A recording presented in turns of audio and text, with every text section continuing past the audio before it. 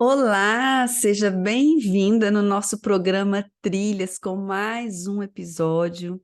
Eu sou Juliana Flávia, educadora parental, especialista em pais de adolescentes, e eu ajudo esses pais a transformarem a relação com seu adolescente, tornando essa relação mais leve, respeitosa e conectada. E o episódio de hoje será ampliando o olhar para a adolescência. Ju, como assim? Ampliando o olhar para a adolescência. Vamos pensar comigo. Nós temos realmente um olhar muito limitado para a adolescência. Como assim limitado? Porque nós olhamos para a adolescência com tudo que nos foi passado, ou seja, conceitos, interpretações da adolescência, os rótulos. É assim que a gente vai ao encontro do adolescente. Filho ou não? Filho do amigo, do vizinho, um aluno, até o nosso filho também. Também vamos ao encontro dos nossos adolescentes com a nossa bagagem de história, de como você viveu a sua adolescência, de como seus pais viam a adolescência e viam você como adolescente. E é isso que ficou registrado em você, por mais inconsciente que você seja. Às vezes você não lembra de fatos, às vezes você não lembra de uma história em si, mas fica gravado no seu sentir, até no corpo. Porque tem coisas que a gente vê na adolescência ou no adolescente, você como adulto, e você já sente aquele batimento cardíaco alterado, você já sente alguma coisa nesse nível, ou então você, ai, que delícia daquela adolescência, porque conecta com algo da sua história, com algo que você viveu. E é assim que a gente vai lidando com os adolescentes. Só, gente, que nós estamos numa era, numa época, que não basta só isso para ir ao encontro dos nossos filhos. E aqui cabe qualquer idade, infância, adolescência. Precisamos de conhecimento. Não dá mais, gente, porque olha para você ver, se você vai com o olhar para a adolescência, com o que te passaram e com o que você viveu, por aí você pode pensar que já é muito limitado. Porque hoje nós temos conhecimentos, nós temos acesso a conhecimentos. Nós temos muitas pesquisas na área social, na área emocional, na área física, psicológica, inclusive dos adolescentes, por mais recente que chega esse estudo, porque esse estudo da adolescência tem uns 15 anos para cá só, que começaram a estudar realmente essa fase. Porque até então eles viam um adolescente como um adultozinho, né? Que precisava de uns ajustes. E hoje nós sabemos que não é isso. Por exemplo, para quem não sabe, a adolescência hoje, de acordo com a neurociência, ela vai dos 12 próximo aos 24, 25 anos. Por que isso?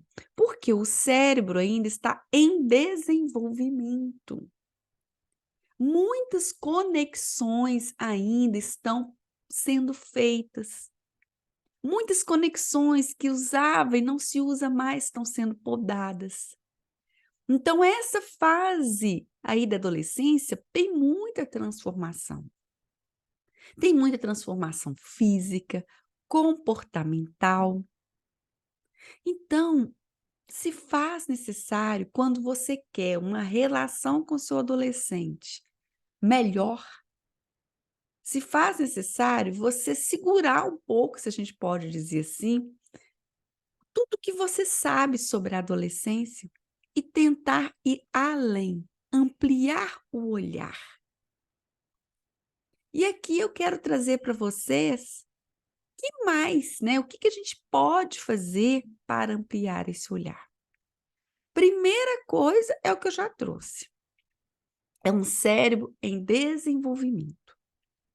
E a parte que está desenvolvendo finalmente, né, nos seus últimos momentos ali do cérebro, é o córtex pré-frontal, que é o neocórtex, que é o responsável pela parte muito do cognitivo, pelo raciocínio lógico, pelo discernimento, pelas capacidades de decisão, pelo autocontrole.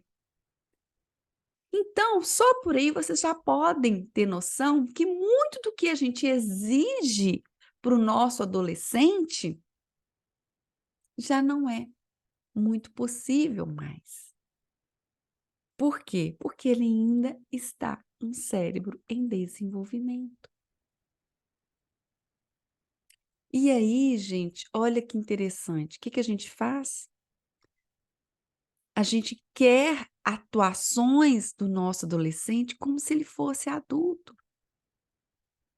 Você já pensou na angústia desse ser? De ser exigido em atuações, em condutas, em palavras, como se fosse um adulto, mas ele ainda não tem essa habilidade desenvolvida a nível físico para te dar esse retorno que você, pai, tanto exige. Agora imagine isso com as crianças, porque a gente vê muito isso. Pais querendo que as crianças tenham atitudes de adultos, que falem como adultos, que se controlem emocionalmente como adultos, que sentem como adultos, que comem como adultos. E outras coisas mais aí, né? Que arruma uma cozinha, que seja responsável pelas coisas da vida dele. Isso é uma grande violência que a gente faz. É um grande desrespeito. Porque ele ainda é inábil, ele ainda não tem capacidade para isso. Mas viemos, gente, de uma sociedade muito autoritária, muito controladora, numa sociedade onde um manda e o outro obedece, numa sociedade em que o homem manda na mulher. Antes, o patrão manda nesse homem, o homem manda na mulher, a mulher manda no filho, o filho manda no animal de estimação. São relações de muita submissão. Por mais que a gente levante as bandeiras aí fora, de queremos relações de igual valor, não é mesmo? Quando a gente pensa as mulheres, no avanço que elas estão tendo, lento, mas passos, em relação a ter igual valor ao homem, os negros, os homossexuais, os trans. E aí, gente, e aí? A gente, quando olhamos para os nossos filhos, quando nós olhamos para os nossos filhos, ali dentro de casa, não. É muita violência. E aí, aqui não é só a violência física, que acontece muito. Pouquinho que sai da mídia, um pouquinho que a gente consegue ver, né? Dos espancamentos, das humilhações. E aí, esse adolescente ali, essa criança, que eu vou incluir inclusive a criança, mas eu não dou conta de fazer isso. Vocês conseguem sentir o que que vai surgindo dentro desse ser humano? Que tipo de sentimento? Toda essa relação que nós temos com os filhos, que tipo de sentimento que brota ali? É sentimento de amor, de gratidão pelos pais? Ah, eles estão me educando, ele me ama. Não, gente. Vai gerando ali um sentimento de raiva. É raiva, de indignação, de angústias, de tristezas. Porque a pessoa que esse ser humano nasceu entregue, totalmente dependente, entregue a um outro ser humano que ele tem plena convicção que vai oferecer tudo para ele desenvolver feliz, porque dentro do útero ele tinha tudo o que ele precisava.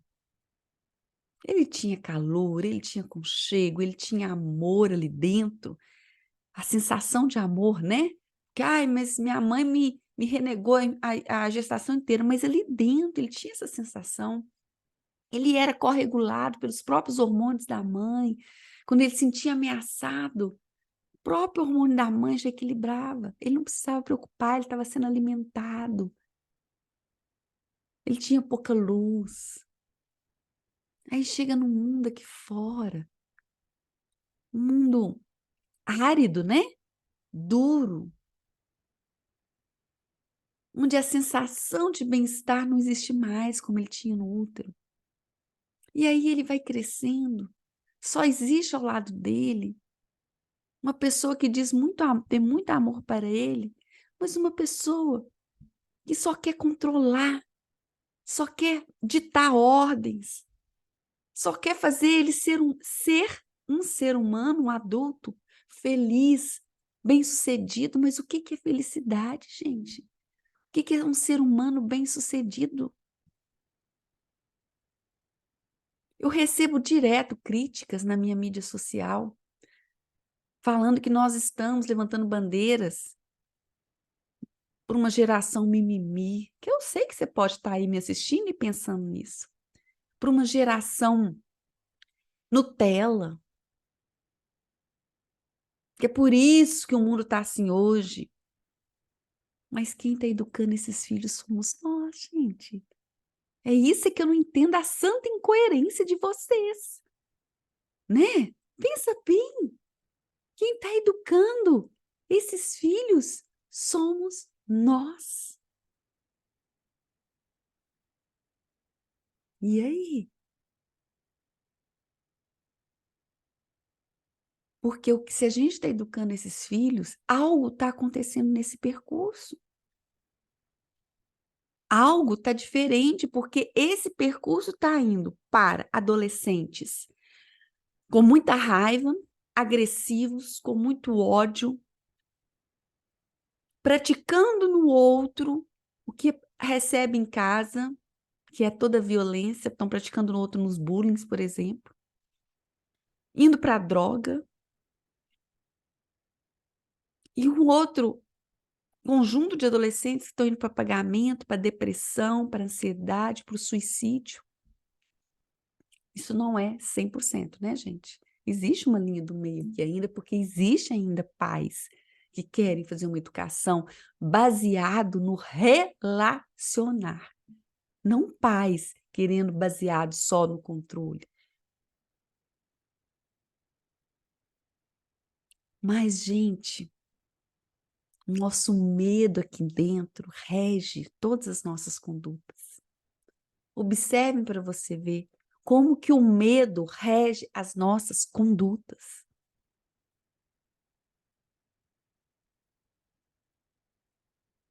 Porque a gente tem medo de perder a nossa autoridade. A gente tem medo do nosso filho bater na gente. A gente tem medo de amanhã, se eu não trazer meu filho ali, ó, no desrespeito, na rigidez, no autoritarismo, no controle, na obediência cega, quem vai ensinar a vida para ele é lá na cadeia. São medos. Medos que anos inculcaram, porque as nossas relações com os nossos pais, com os nossos cuidadores primários, que às vezes não era pai, era um avô, era uma avó, relações até na escola com professores, vem de um lugar de muito distanciamento, de pouco relacionamento, porque relacionar, gente, é se interessar profundamente pelo que o outro está te dizendo. E não está dizendo só verbalmente, está te dizendo pela conduta, pelo olhar, pelo comportamento. Então, quando a gente amplia o olhar para a adolescência, você tem que entender que todo comportamento é uma comunicação. Só que nós estamos tão voltados para os nossos medos, as nossas dores, num mundo tão adultocêntrico, ou seja, que a sociedade, as pessoas que cercam a gente, no caso, crianças e adolescentes, têm que servir ao adulto, atender às necessidades desse adulto. Recentemente, eu fui visitar uma pessoa nova ainda, e as crianças não sentaram à mesa para a gente tomar café. Os adultos sentaram primeiro e as crianças tinham que esperar esses adultos alimentarem o estômagozinho deles para depois as crianças comerem. Isso é ou não, gente, uma sociedade adultocêntrica? A criança, ela não tem esse parâmetro. A criança, ela é pura, ela tá com fome, ela tá com fome. Ela viu ali um bolo de cenoura com cobertura de chocolate, ela quer aquele bolo. E qual é o mal? Nós somos os adultos da relação. Nós podemos ver um bolo e esperar. A criança está em formação. E não é isso que vai fazer dela um ser humano bem-sucedido. O que vai fazer dela um ser humano bem-sucedido é a gente entender que ela tem igual valor. Por que aquela criança não tem igual valor a mim, que é adulto? Ela tem a mesma fome, tem o mesmo desejo quando olha um bolo de chocolate, um bolo de cenoura com cobertura de chocolate. Mas não. Criança e adolescente é lá embaixo, porque eu sou o adulto da relação. Você tem que me atender. E daí a gente fica levantando bandeira na sociedade, falando que vidas negras importam. Não, todas as vidas importam. E eu falo isso aqui, ó, com muita tranquilidade. Gente, a gente sai toda hora no jornal feminicídio. Quantas vezes sai de crianças sendo mortas dentro de casa?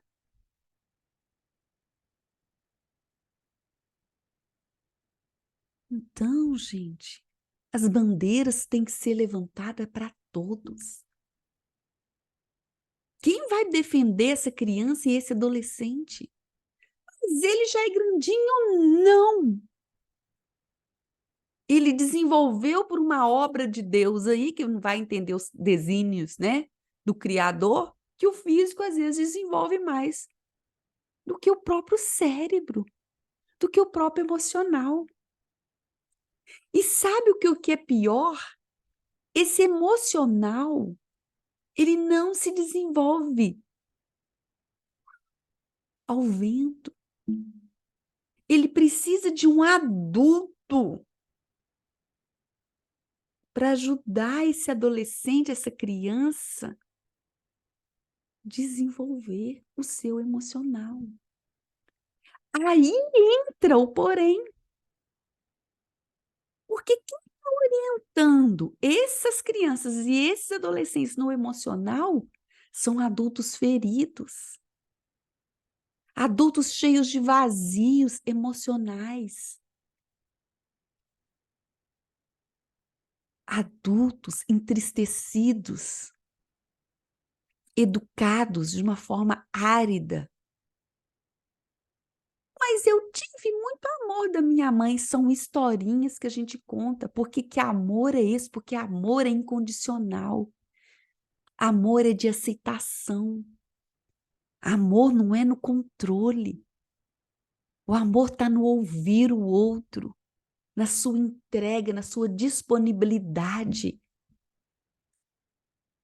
Seu filho chora ali, criança, aquilo te irrita, você manda ele engolir o choro.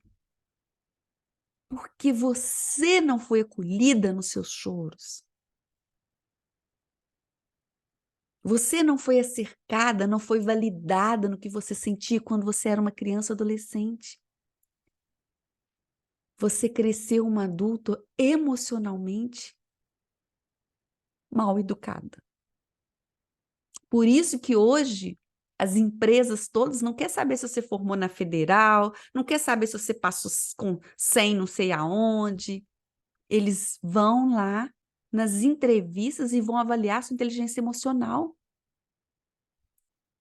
E tá difícil, gente. Conversa com recursos humanos de empresa. Hoje está difícil dirigir equipes, porque o emocional não existe, não foi desenvolvido, porque adultos feridos, adultos sem nenhum tipo de desenvolvimento emocional, estão educando esses adultos, essas crianças, né? E esses adolescentes que vão virar adultos. E mais a gente olha para o externo, mais e mais a gente está preocupado com a satisfação a dar ao outro, ao telefone do outro, se é um iPhone, a roupa do outro, a balada do outro, a viagem do outro, a que a vizinha está fazendo, se ela está traindo o marido ou não, e menos a gente está. E isso, o mundo te puxa para isso cada vez mais, e as mídias sociais estão aí para provar isso. Porque quanto mais a gente olhar para o externo, mais fácil de ser manipulado nós seremos. Quanto mais a gente não tiver conectado com a gente, mais fácil a nossa mente será fantoches, porque não seremos capazes de questionar, não seremos capazes de se autocontrolar para poder debater com o outro. Então, o mundo, a educação, ela gira em torno disso. Quantas e quantas vezes a gente não vai para o nosso filho, criança, adolescente, corrigir, modelar, eu falo isso direto, lapidar, né? Porque a gente quer ali uma mesinha lindinha. Seu filho quer ser, ai, aquele tronco de árvore lá no cerrado, mas a gente quer pegar esse tronco e transformar ele numa mesinha bonitinha. E a gente faz com que os filhos sejam essa mesinha para atender a expectativa do outro. Não é? Filho, faz isso porque sua vovó está chegando. Filho, eu vou receber visitas, viu? Vai lá, atende a porta, cumprimenta. Filho, deixa a pessoa te dar beijo. A criança não quer ser beijada, o corpo é dela. Gente, toda hora eu bato aqui. O corpo é dela. Mas a gente exige que ele seja beijado por um estranho. Que fiura, ele só quer te dar um beijo. Deixa ele te dar um beijo. Mais tarde, a gente quer ensinar os nossos filhos a proteger o seu físico contra os abusos, os assédios sexuais. Nós, adultos, somos incoerentes. Então, gente, nós temos que ampliar muito o nosso olhar. O comportamento do seu adolescente em casa é uma comunicação de que algo ele está precisando. E eu posso te falar assim de cadeira, ele não está precisando de limites apenas. E aqui vocês vão falar lá, Juliana não defende limite. Não é isso. Limites é ser margem. é falar com ele. Até aqui você pode ir, porque eu estou do seu lado, eu posso te acompanhar. E muitas vezes os nossos limites é não faça isso. Mas você não mostra para o seu filho até onde ele pode ir. Porque é no ir é que ele cresce. Mas a mamãe e o papai controlador, eu quero tudo aqui, ó. Fantoche, do meu jeito, eu aqui, ó, fazendo as coisas, porque eu sei o que é certo. Isso não é limite, gente. Isso é abafar o ser essencial. E o adolescente é uma fase, a adolescência, de muito renascimento. Sabe aquele bebezinho que queria explorar o mundo? Que vê uma caneta dessa aqui, ó, e fica, e tenta tirar, e tenta pôr, e não consegue, e faz assim, e vê que ela rabisca. Isso é o adolescente. Só que num outro patamar. Mas como nós somos adultos emocionalmente fracos, inseguros, a gente tem medo do adolescente ir. Porque a gente sabe muito bem que o trabalho que nós fizemos aqui dentro da nossa casa não foi tão bom assim para ele poder ir. Então, quando a gente pensa em limite, a gente tem que pensar isso. Quando eles são crianças, os limites são mais próximos um pouco, até do físico, porque eles podem machucar. Mas quando eles vão se tornando adolescentes, gente, essas margens aqui, elas têm que se ampliando. Por quê? Eu faço a imagem muito da adolescência como um rio. Pensa o Rio São Francisco. Quem já foi na nascente do Rio São Francisco? Eu já fui inúmeras vezes, de tão lindo que é. Você atravessa ele num pulo, né? Num pulo assim, ó. 1 metro. Depois ele deságua no mar, numa imensidão, numa potência, num volume que nada contém. Então, o adolescente, ele vem desse lugar de rio. Ele nasce ali fininho, as margens estreitas, a gente consegue. Depois vão vindo vários afluentes, que é a vida, né? São as relações, e aquilo vai aumentando de volume. E quando ele vai desaguar no mar, ou seja, ir para a vida, ele está num volume muito intenso. Mas aí nós pais queremos fazer um deck ali. Não dá conta, gente, mais. E ele passa por cima de você, do seu deck, de tudo. E se você não tiver criado realmente relações profundas, esse volume de água vem destruindo. Como ele poderia vir, não destruindo, mas ele poderia vir num volume, mas numa amorosidade para encontrar o mar.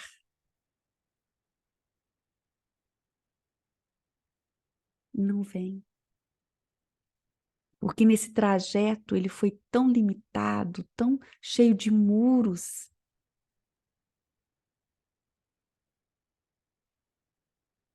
E quando ele chega lá na frente, ele fala: tô chegando, cheguei chegando. Então, quando a gente pensa em ampliar o olhar para o adolescente, eu gosto muito da imagem, vocês vão ver eu trazer essa imagem aqui inúmeras vezes, do iceberg.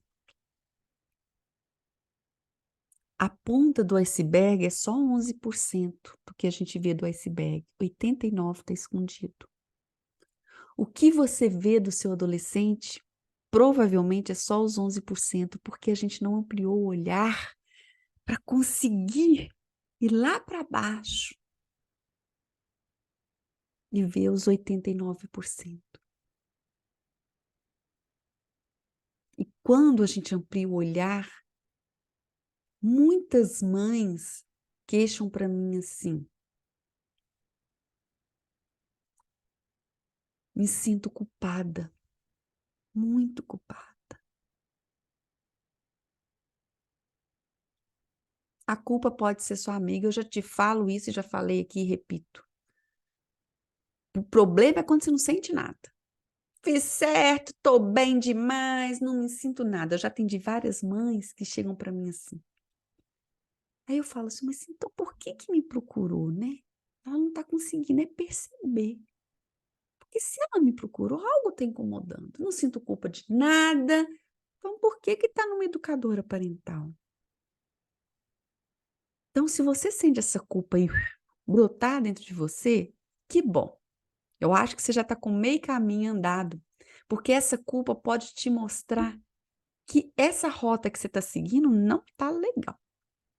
Essa rota que você está seguindo precisa de um outro olhar. E aí você pode trocar essa culpa, que te paralisa, te fica nesse papel de vítima, para autorresponsabilidade. Porque querendo você ou querendo não, foi você que esteve ao lado de seu filho até ele chegar na adolescência. E se não esteve, a responsabilidade é sua. Indiferente das causas, aqui eu não passo a mão na cabeça de mãe e pai. O que está ao lado não está 24 horas com o filho. Você pode estar ao lado do filho 24 horas por dia e não estar com ele.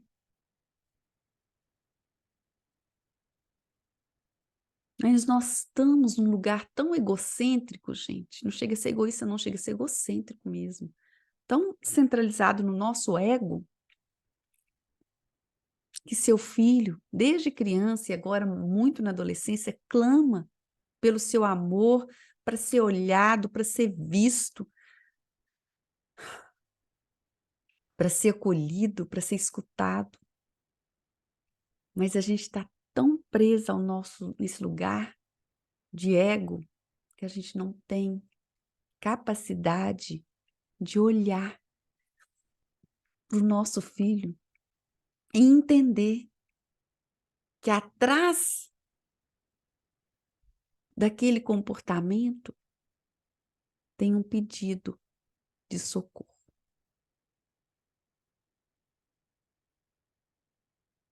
Tem necessidades que não foram atendidas e que estão ali, querendo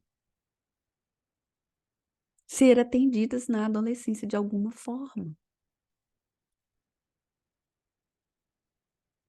Amplia esse olhar. Mas para ampliar esse olhar, não tem como fugir do autoconhecimento e da autoeducação, gente. Sabe a conexão, fios de conexão? Se a gente não está com esse olhar de autoeducação, de autoconhecimento, um olhar de conexão consigo mesmo, é muito difícil a gente conseguir conectar com nossos filhos. Porque a conexão é que te possibilita ampliar o olhar. Mas nossa conexão, entre aspas, mas entre aspas 1000 vezes, está no corrigir. Porque nós resumimos a educação em corrigir.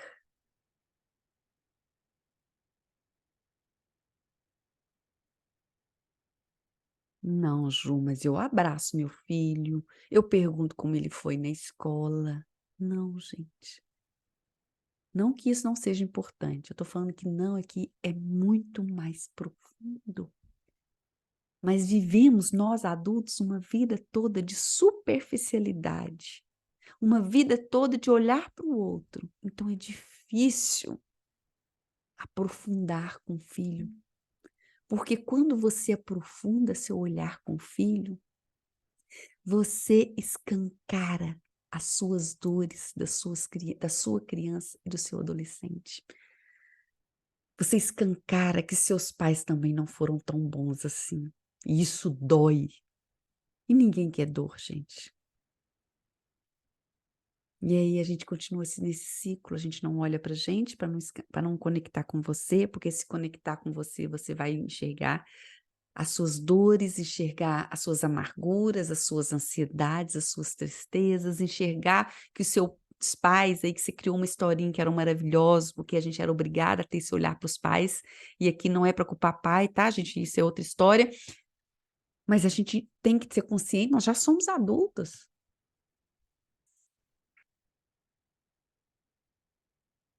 Então, gente, convido vocês nesse processo de ampliar o olhar, de um olhar concomitante para si mesmo.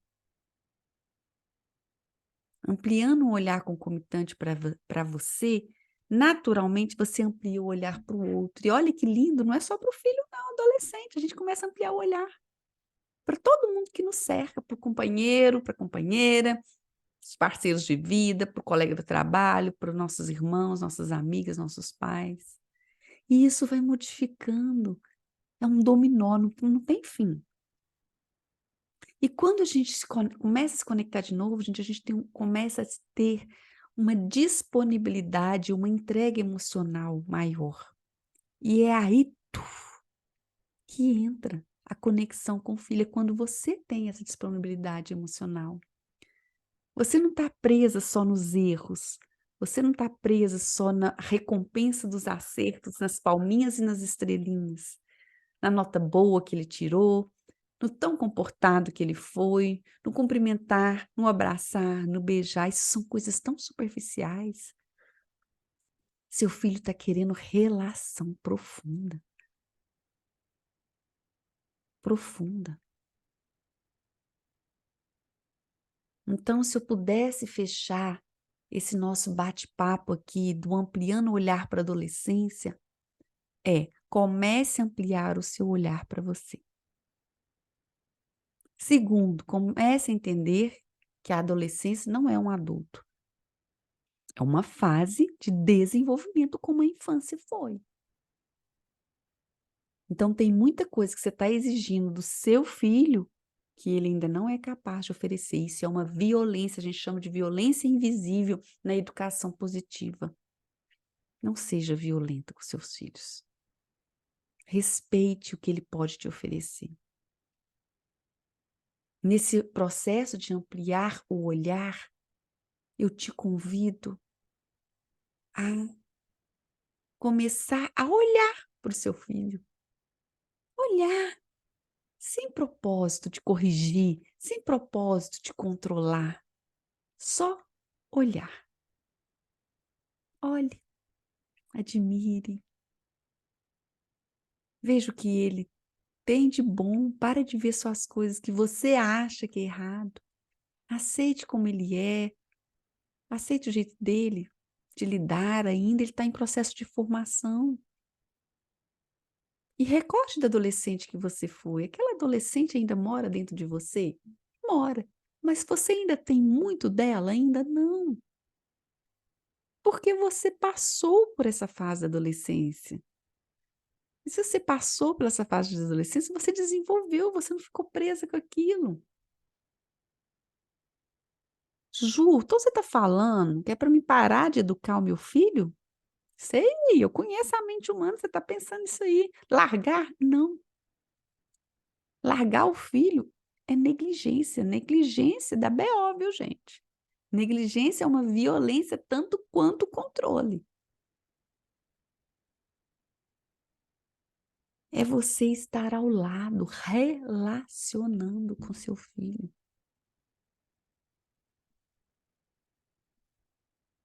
Deixe ele falar, ouça.